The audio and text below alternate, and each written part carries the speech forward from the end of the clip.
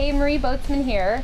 Today I wanted to bring you out to wine country and talk a little bit about Yamhill County. And there really isn't a better way to do that than to be here at Domaine Serene with President of the winery, Ryan Harris. Thank you so much for joining us today, Ryan. Thanks for being here, Marie. Cheers. It's really no secret in the area that Domaine Serene is one of the best wineries and has really raised the bar in terms of Oregon wineries.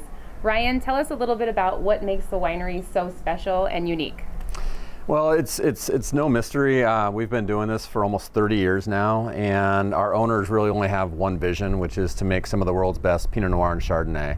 And when you're focused on that kind of quality, you're always continuously improving.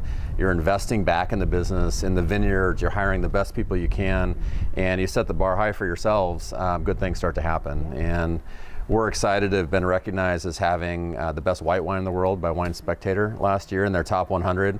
The best Pinot Noir in the world by Decanter magazine the year before. And our Chardonnay that you're actually drinking right there was just served for the fourth time at the White House for French President Macron for the first state dinner in the new administration. So it's fun to see some Oregon wines get great recognition for their quality, and which has helped to build the area as well. Yeah, this is a great wine. So Oregon's wine industry has really shown massive growth in the last few years.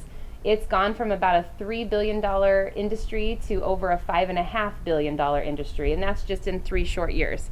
Tell us a little bit about kind of how that's affected Domaine Serene and what you see the area doing over the next 5 to 10 years. Well, we like to think we're helping that growth. Part of that is just there's such a quality orientation for Oregon wineries, and people are noticing that really worldwide. So we're seeing domestic consumption increase, we're seeing international exposure grow, and as a result, people are coming here to wine country because they want to taste it right at the winery. They want to look at the vineyards, they want to walk through the hills, they want to taste the great wines and eat the great food. So it's been great all around, not only for our export business, but people coming here to experience the brand firsthand. Yeah. It's an exciting time. We're still in our infancy though.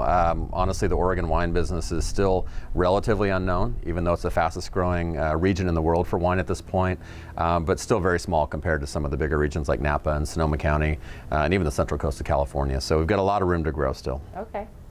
So with all the growth in wine country, it's hard not to talk about the real estate market and how Yamhill County is kind of being affected as well. So in the last year in Yamhill County, we've seen price increases go up about 10.6%.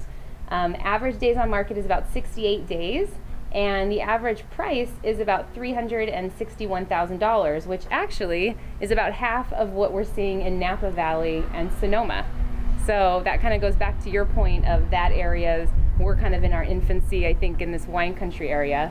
What do you see happening in terms of growth, in terms of people moving to the area, real estate?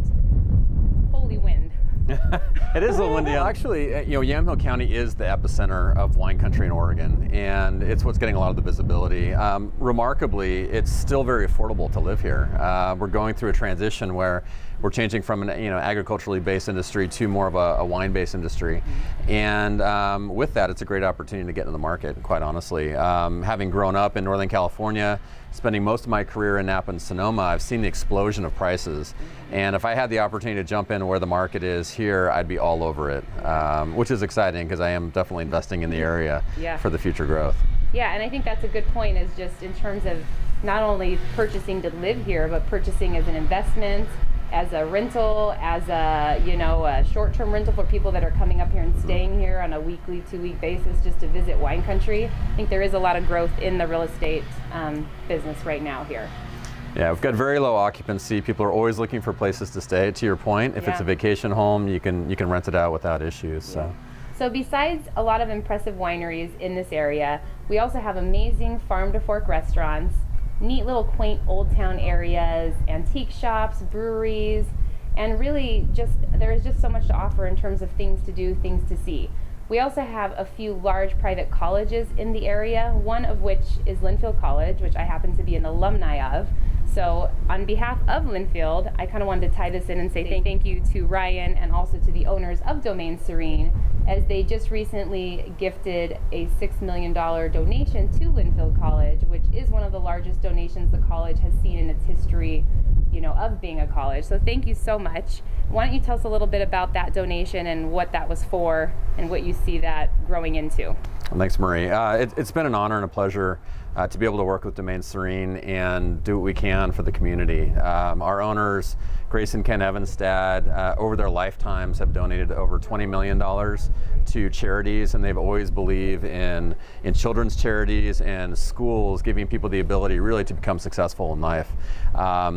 Selfishly, we see the opportunity for the Grace and Ken Evanstad Center for Wine Education to be able to educate students in the wine business, specifically in areas like business management, marketing, etc., so that they can in turn go run successful wineries and help us as an industry really to continue to be successful. And the beautiful thing about this gift is that it's an endowment, so this program will live on forever.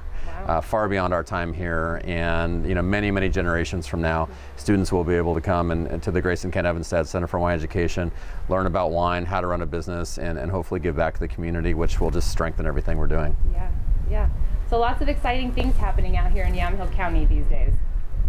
I hope you enjoyed this little sneak peek today out here at Domain Serene and got a little feel for what Oregon's wine country has to offer, and also real estate in this Yamhill County area. I think there's, again, a lot of room for growth, demand, and just increase in values. And thank you, Ryan, so much for being here today with us. I appreciate you having us here. Thanks, Marie. It's been a pleasure as always. Cheers. Come back anytime. Our house is yours. And for all of your viewers, please come visit us at Domain Serene, either out here in the Dundee Hills near Dayton or in Portland. We just opened a new wine lounge on 11th and Alder at the Sentinel Hotel. You can enjoy small bites of food paired with your wines and just a tremendous afternoon. So thank you so much, and we look forward to seeing you out here. Cheers. Thank you. Cheers.